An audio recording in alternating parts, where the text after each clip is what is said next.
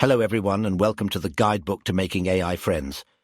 I shall be your guide as we look at various issues of artificial intelligence, consciousness, what it is to be a person, and if AI poses an existential risk to humanity. The topic for today is Liar, Liar, the server's on fire. Imagine, if you would, that you are sitting in front of a computer with two monitors. On each screen is a window in which you are chatting with a separate individual. Your text-based conversation with one is not shared with the other, and you are free to talk about anything at all with either one. All you have been told before sitting down is to state at the end whether either individual has been honest or deceitful. Both could be liars, both could be as honest as a songbird, or you could have one of each. Neither individual is forced only to tell lies or only tell the truth, and is as free as you to converse about whatever they want to. The question is, then, how can you tell if either of the two is deceitful or honest? Could you even tell if it was two different individuals you were speaking to, or if one person was operating both sides on the other side? The short answer is no. The long answer is that unless you manage to trick your conversation partners into revealing a lie, there is no way for one person to know another is being honest simply from text. In real life, we use body language, facial expressions, tone of voice, and a host of other factors to determine if someone is lying or not, and even then, we can get it wrong. We need to go through all of this rigmarole because we can't see inside someone's brain to know if they are telling the truth. Until we can get the technology to read someone's mind, the best we've got is a guess. This little thought experiment ties together two ideas: Searle's Chinese room argument, CRA, and the more famous Turing test. In the CRA, we are told to imagine an enclosed, locked and windowless room in China, where the only interaction from the outside is a slot through which paper slips can be passed. Inside the room is a man who cannot understand Chinese.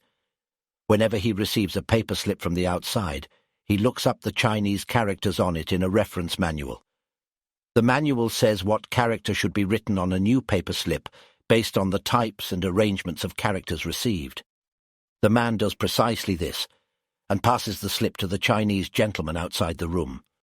This continues for a while, and when the Chinese gentleman outside leaves and goes about his day, he does so convinced that whoever is in the room is a fluent Chinese speaker.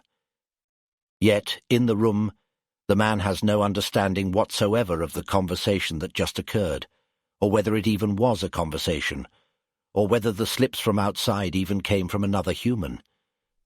All he understands is how to read the manual and follow its instructions.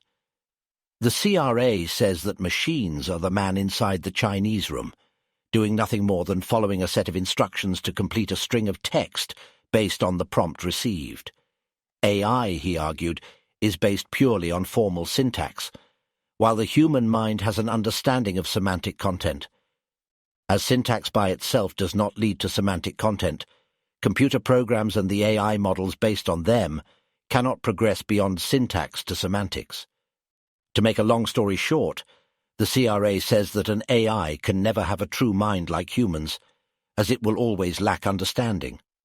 The Turing test, on the other hand, is more straightforward. It is an imitation game, where a machine tries to deceive a conversation partner that it is human. Much like our little truth game, a user interacts with two partners via text and tries to determine which is human and which is machine. Many AI models have claimed to pass one of the thousands of Turing test variations, and most recently, both Bing Chat and Google's LaMDA seemed so human that people believed they were sentient and self-aware. However, the CRA says that even if a machine passes the Turing test, that it wouldn't mean it has a mind. It would just be a clever calculator.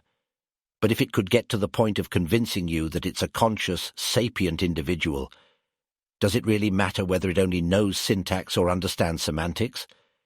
If everyone around it believes it's a person, artificial but still a person, and it acts like one, does it matter that we can't look inside the AI's black box to find out if there is a real mind there?